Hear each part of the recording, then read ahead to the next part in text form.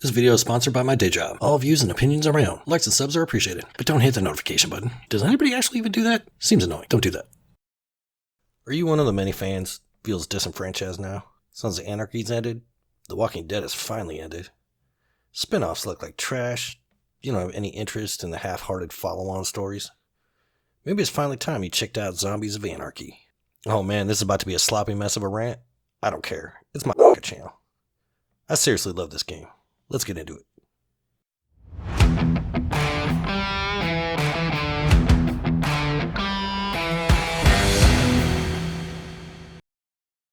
Welcome back to JBG.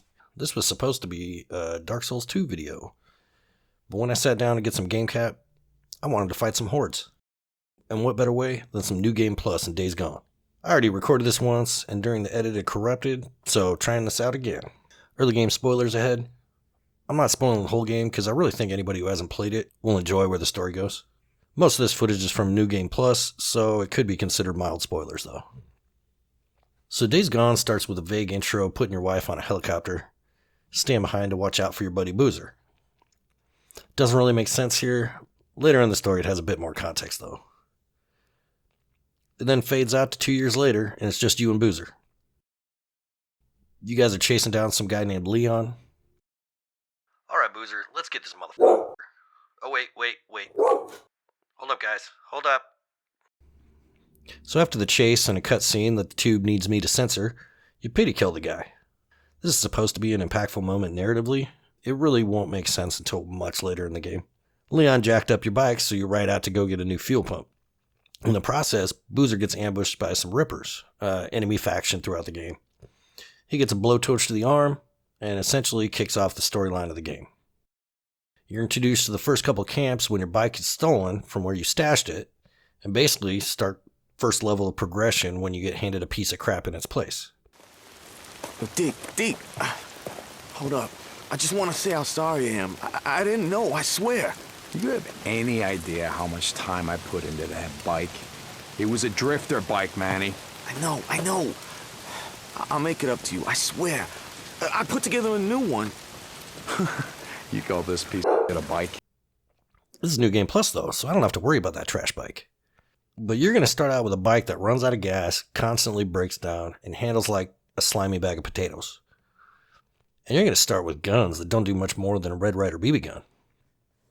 As you help out the camps and get credits in exchange, you start to build your bike up in your arsenal in noticeable increments. Again, I'm on New Game Plus. So even Boozer taking back a shotgun isn't a big deal. Hey, I've got some ammo if you need it. In the footlocker by the door. Thanks. Hey, don't take my shotgun. Boozer... All right. Here you go. Thanks, brother. Just feel kind of naked without it. Take your piece of Boozer. I got them gats. These are also the main progression elements in the game. Sure, there's a skill tree with basic stuff like extended weapon durability, bullet time, narrow sights that you can increase health, focus, and stamina in small increments. The real progression, though, is in the bike and weapons. As you increase trust level with each camp, they offer you more upgrades. Depending on the camp, these upgrades to the bike, like higher fuel capacity or frame durability, and higher grade weapons that'll do more damage or have higher mag capacity. These are the progression levels that you'll immediately feel. They'll completely change how you play from the beginning towards late game. Or playing more running gun styles since you know you have spare ammo and upgraded saddlebags. I would suggest sticking to the main storyline to ease the pacing a bit. Just focus on the camps once the entire game opens up. Most of the enemies you're going to be fighting, nothing to note for the most part. You have the typical cannon fodder raiders and Rippers factions. More typical zombie variants you see everywhere else. You get the swarmers, the screamers, the breakers. Normal zombie game stuff. What this thing excels at though is the horde mechanics. Basically, swarmers in groups ranging from a few dozen to a few hundred. Most of these you're going to avoid until late game since you won't have the tools or ammo count to deal with them. When you can finally start taking these on though, it changes the entire feel of the game. That's another reason this game footage is New Game Plus. Hordes are my favorite parts of the gameplay. Now I'm going to stop with the story here. It isn't some blindside kind of twist around every corner. It can almost be predictable at times. But at its heart, it's a well-told story. A story of friendship and love that just seems more genuine than what we get much anymore. And oh man, the voice acting is some of the most believable I've ever heard. Sam Witwer is on point the entire time. And there are some throwaway lines that the writers put in that a lot of people won't even catch. So, you want to learn how to hunt? Is that what I'm hearing? I know how to shoot a gun. It's a rifle, not a gun. I was in the 10th Mountain Cope. Don't give me any Marine Corps bullshit. This is my rifle, this is my gun, this is for fighting, this is for fun.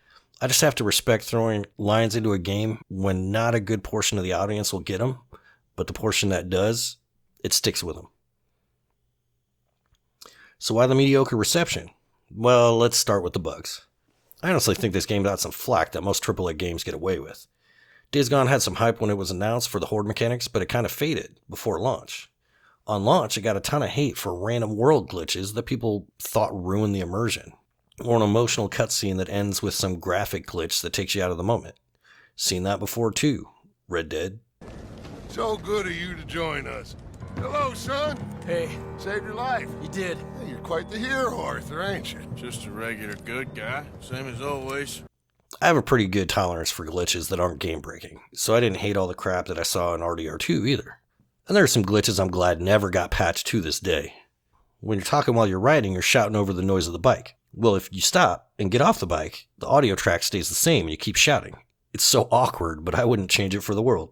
The tunnel, or do they wear uniforms like in the army? Like the army.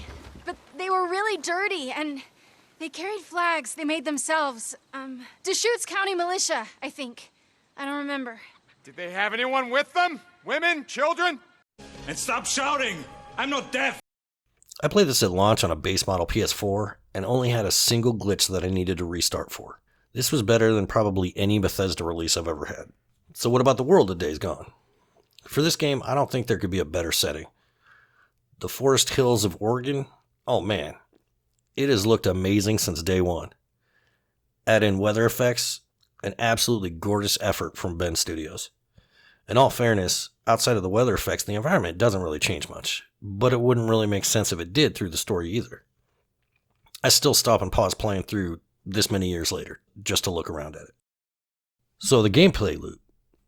Basically, it revolves around main tasks for certain camps, side stories that integrate into the main narrative, eventually expanding the map as the story goes on. The way things can spin out of control in the most simple mission, though, we're not talking Far Cry levels of out of control, but there can be some borderline moments. The greatest thing is wandering into a horde on accident and the pucker factor, at least on the first one. Clue me in on what you're thinking, man. I want to understand. You took what was left while the old woman wasn't looking?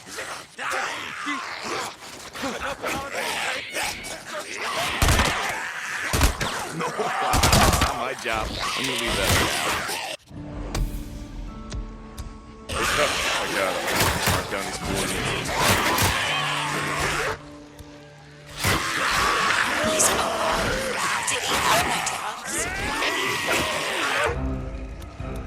Oh yeah, he's alive. But if you want him to stay that way, Alki, you better hurry up. St. John out.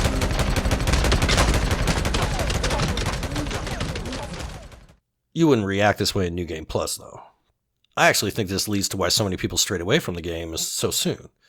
It was billed as a zombie horde shooter, essentially. But on a first run, you won't take on a major horde for about 3/4 of the game, by design. It was meant to maintain the tension when you ran into them. On a second run, though, you can dive in right from the start. Same with the story arcs, too. Maybe he knows. What the fuck are you up to now, huh? What's this about, huh? Damn it, Alki. It's not his job to know. It's your goddamn job to know. I can't be at two places at one time. You either want me here, running your dig, or you want me out there and chasing the Rippers. They take a while to develop. It's basically 3 acts, and each act pulls you in a little bit more. A lot of people get turned off by this. How many of those people give a pass to another poorly paced narrative? Are you secretly normal? Excuse me? Never mind. Thing is... And just like that one, I describe it as predictable but satisfying. Pushing through to get to the climax of the story is where the game truly shines, though. The hordes get bigger and more intense, the story finally spreads its wings, Seriously, some of the most satisfying situations to overcome towards endgame. New Game Plus, not so much, but satisfying there for all the times you couldn't run in guns blazing the first run. Is this going to be everybody's type of game? Well, of course not. But like I said before, I think most people that can plow through the first act will enjoy their time with it. More and more as the story goes on. I think the worst part for me is there are a lot of great storylines tied up in the postgame. There was one major one that was begging for a follow-up. And even though it was the best-selling game Bend Studio ever made, the sequel was shelved. The comments from the creative director didn't help much either. Which I did buy this game at full price. Imagine if God of War 2018 never got a sequel after its post-game teaser. Same type of thing. But on console nowadays, this game can be found dirt cheap. It's actually free on PS Plus. And I'm promising, even if you aren't that into it at the beginning, everyone will find an aspect they love by the time the credits roll. A truly underrated gem that I hope all the recent attention gets the wheels greased for a sequel. Not expecting it. But until then, I just want people to go in and experience some actual heart put into a game. We don't see that much anymore. What? Toodaloo, motherfucker. Hey.